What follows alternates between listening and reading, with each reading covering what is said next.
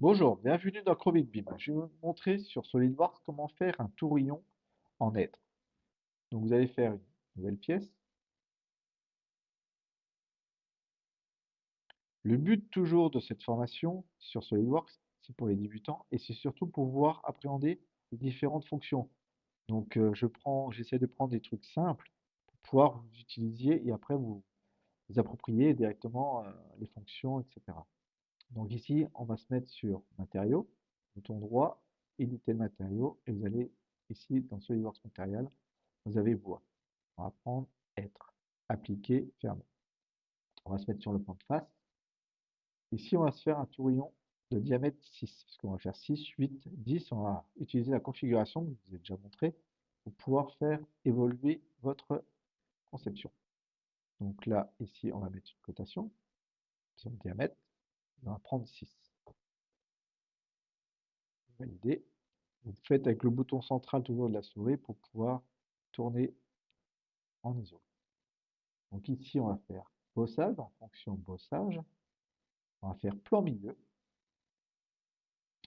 et on va faire une cotation de 30 mm. Je dis plan milieu parce que en fait, si vous allez l'assembler, vous pourrez mettre directement sur le plan de face ici, à telle distance du bord, par exemple, d'une étagère. C'est ça qu'il faut penser en fait, à l'avance. Pour valider. Ici, on va faire une partie striée sur le cylindre extérieur. Donc, on va se remettre en vue de face. Donc je ne me mets pas ici, je me mets vraiment en vue de face du plan central d'origine. Donc là je peux refaire. Alors si j'ai mal sélectionné, je pouvais faire bouton droit aussi, hein, éditer l'esquisse. Ici je vais zoomer donc. Je vais mettre un plan ici, pas un plan mais une ligne de construction. Et ici je vais faire des cercles.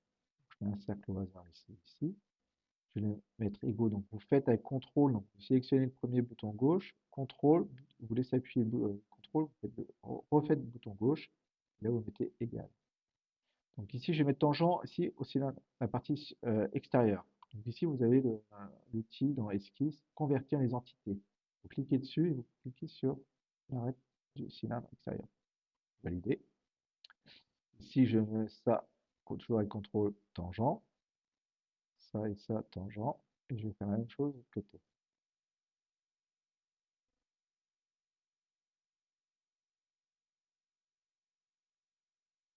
Pour supprimer cette partie-là, vous allez ici avec ajuster les entités. Vous sélectionnez, vous laissez appuyer le bouton gauche, ça enlève la partie que vous ne voulez pas. Vous validez. Et ici, je vais mettre un petit rayon. Je vais mettre 0,2, par exemple. Je valide. Je ressors. Et ici, je vais enlever cette matière. Donc, si vous avez cliqué n'importe où, vous avez pu l'esquisse. Quand vous allez faire enlever une matière, il va vous demander de trouver l'esquisse. Donc, ici, vous retournez dans l'arborescence, ici. Vous faites esquisse et vous retrouvez la sélection ici. Donc là, je vais prendre ma surface ici. Vous voyez, elle apparaît. Ce n'est pas les lignes. Donc, je vais prendre ma surface, cette première-là et celle-ci. Et je valide. J'ai bien l'ensemble qui a été enlevé. Donc, je vais faire pareil sur la partie circulaire. Donc, je vais faire ici dans fonction répétition circulaire. La direction, je vais prendre celui-ci. 15 degrés, je vais mettre 10 degrés, par exemple. Et je vais en mettre, par exemple, 40. Je vais chercher ma fonction. Donc, c'est celle-ci. J'enlève. Vous voyez, vous avez. Voilà. Après, à vous d'ajuster ce que vous voulez exactement. Donc là, je suis parti sur ça. Donc, je valide. Ici. J'ai mon tourbillon qui est déjà fait. Là, par exemple, je vais faire un chanfrein. Vous voyez, ça va être difficile de faire le chanfrein là, sur cette partie-là et l'autre côté. Parce que j'ai pas des arêtes franches. Ce qu'on va faire, c'est que grâce à ça, vous aussi avec le bouton gauche, vous pouvez remonter. Par exemple, ici, sur. C'est important. Et je vais repositionner une fonction de chanfrein. Je sélectionne du coup l'arête ici. Donc il ne peut pas parce que c'est 10 mm, donc ça fait trop imposant, je vais mettre 1 mm, par exemple. Je sélectionne celui derrière. Là, je valide. Je rebascule mon trait jusqu'en bas, le bouton gauche. Vous allez voir, la répétition, il ne trouve pas parce qu'il ne trouve plus le cylindre, c'est pas grave. Je vais faire fonction. et je vais lui redonner ici ma direction. Je vais prendre l'extrémité. Je valide. Voilà. Faut pas rester bloqué sur des éléments comme ça. Vous voyez, là, j'ai bien un champ frein qui est fait. C'est propre, c'est nickel. Donc maintenant, je vais faire une configuration. Pour ce faire, ici, je vais aller dans configuration. Donc j'ai le défaut pièce 3. OK. Je vais pouvoir aussi l'enregistrer. Donc si je veux enregistrer sous, là, vous pouvez l'enregistrer quelque part dans un dossier. Vous, par exemple, moi, je vais mettre tout réunion ici. J'ai plusieurs éléments. Donc je vais faire pour mon projet étagère bois. Donc là, je vais mettre Tourillon, pardon, et je vais mettre Tourillon, être. Je vais pas mettre de dimension parce qu'en fait, comme j'ai une configuration, je vais avoir plusieurs modèles que je pourrais utiliser. Donc je laisse comme ça. Ici, dans mon Tourillon être, donc là, je vais mettre une longueur de 40 sur le diamètre 6. Donc je vais faire ici, cliquez bien ici, hein, sur Tourillon, ajouter une configuration. Donc je vais dire que je vais l'appeler Tourillon, diamètre 0,6, par exemple, et longueur, je vais lui dire 40 mm. Comme il est sélectionné, je vais retourner dans mon arborescence et je vais sélectionner ici. Donc la cotation, je vais la décaler un peu. Attention, hein, vous ne cliquez pas dessus. Je vais cliquer sur la partie ici. Donc mon 30, je vais le passer en 40. Faites surtout configuration avant de changer la valeur. Et c'est ici l'étape qui est importante, c'est de mettre cette configuration, qu'elle soit appliquée au taurillon diamètre 6, longueur 40. Je fais OK, et là j'ai changé ma longueur. Je valide, je reconstruis. Donc là, c'est fait exprès, hein, je vais vous le montrer. Ici, j'ai mon extrusion qui n'a pas marché jusqu'au bout. Parce qu'à chaque fois que j'ai changé longueur, ça ne va pas suivre. Donc ce qu'il faut faire, c'est retourner. Alors, vous pouvez tourner soit d'ici, soit dans le défaut. D'accord? Peu importe. Dans le défaut, dans la fonction ici, vous avez la fonction extrusion.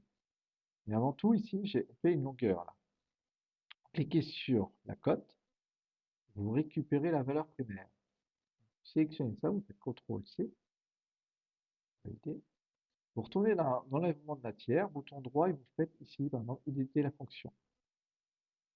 Et ici, dans la cotation, on avait mis une longueur. Ce qu'on va faire, on va mettre par rapport à la cote du bossage. Donc vous faites égal, CTRL V, et par contre, ça ne marche pas. Il faut absolument mettre les deux petits traits là, les deux petits traits. Donc c'est en touche 3. Ici, elle est bien prise parce que vous avez le petit bouton vert. Et sélectionnez, vous faites valider. Donc, si je retourne dans la configuration de tourillon longueur 40, je sélectionne celui-ci. Il a bien pris la même longueur. Donc ça, c'est parfait. Donc ma gestion d'équation, elle est bien validée. Si vous faites ici dans l'équation, gestion des équations, vous avez un tableau. Ici, j'ai bien ma longueur ici, dans l'enlèvement de matière, qui est égale à la longueur du bossage. C'est pour vous expliquer. Donc une fois que vous avez ça, donc là j'ai une longueur, je vais aussi interagir, reconstruire, je vais mettre un diamètre 6 par 30 pour éviter d'utiliser mon défaut. Donc la tourillon, 0,6, longueur 30. Donc j'ai mon longueur 30, et si je retourne ici, comme je l'avais fait une première fois, vous pouvez toujours vérifier, mais là, la configuration, elle est faite pour cette configuration. OK. Je vais faire 30, je valide, et je reconstruis.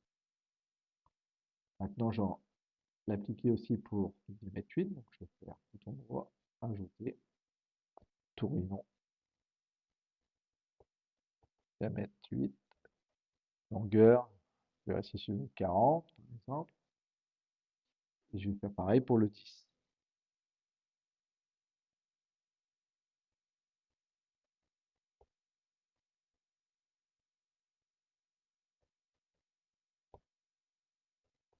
Bien sûr, on n'a pas changé les diamètres. Donc, je retourne dans le 8, par exemple. Hop, vous allez dans Arborescence, vous sélectionnez ici, vous cliquez sur la cotation, là, à cet endroit-là, pour vérifier. Et là, il y a marqué toutes les configurations. Donc, faites attention, c'est cette configuration que je veux utiliser. Donc là, je ne vais pas un diamètre 8. Je reconstruis, ça marche. Je vais faire la même chose pour le 10. On aurait pu le faire avant, hein, bien sûr. Mais c'est pas ça. Cliquez 2 fois sur faites reconstruire, 2 fois, il vous le met, il vous a pris le bip. Donc là, vous cliquez sur la cotation, configuration, vous vérifiez, c'est parfait. 10. Vous validez. Si c'est trop prononcé, etc., vous pouvez augmenter le rayon de 0,2. Je vais le laisser comme ça, c'est assez joli, ça me convient. Vous enregistrez. Donc du coup, vous avez plusieurs configurations dans le modèle. Je vais l'enregistrer sous défaut, ce sera plus simple ici. À chaque fois que vous appellerez cet élément-là dans un assemblage, vous pourrez sélectionner celui que vous voulez. On va faire un essai. Imaginons qu'ici, je fais un nouveau assemblage. Dans le tourbillon aide, je pourrais dire, là, je ne peux pas le sélectionner, je peux faire par, vous voyez, donc ça c'est parfait. Tourbillon aide, voilà. Ici, vous voyez, il vous met par défaut. Et là, vous pouvez sélectionner maintenant la longueur que j'ai besoin. Par exemple, j'ai besoin de 10 par 40. Je prends celui-ci, je le positionne et j'en ai un. Et je peux faire la même chose. Chaque fois que je vais ouvrir, si vous avez trompé, vous avez besoin de changer, vous faites bouton droit ici, dans l'arborescence de l'assemblage, bouton droit, configurer le composant. Ici, vous décalez un petit peu à cet endroit-là, pour voir plus profondément. J'ai pris le 10 longueur 40, je veux besoin du 6 par 30, vous sélectionnez, appliquer, OK. Vous voyez, vous changez de modèle. Donc, si vous en rajoutez un autre, vous allez dans l'assemblage, insérer le composant tout rayon, donc c'est bien celui-là, vous le sélectionnez. Vous allez dans la configuration, vous sélectionnez par exemple 8 par 40, vous cliquez et vous l'avez. Donc je vais le mettre bout à bout, par exemple, contrainte entre ça et ça. Donc, je sélectionne la surface, je sélectionne un deuxième ici, ils se mettent ensemble. OK.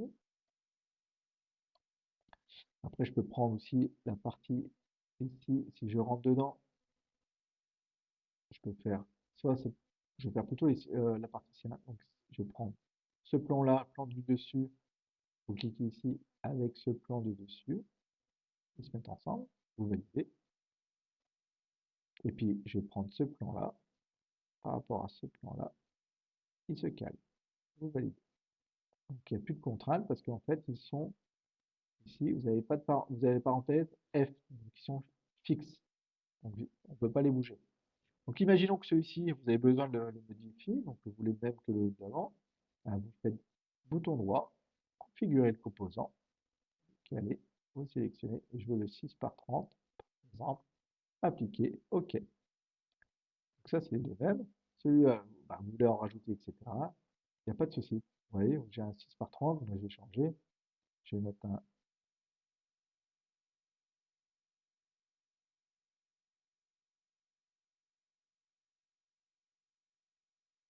6 par 40, appliquer, OK. Voilà.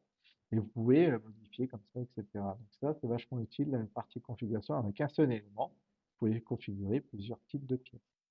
Voilà, je vous remercie d'avoir suivi Crowit-Beam. J'espère que ça vous a plu. Pensez à vous abonner.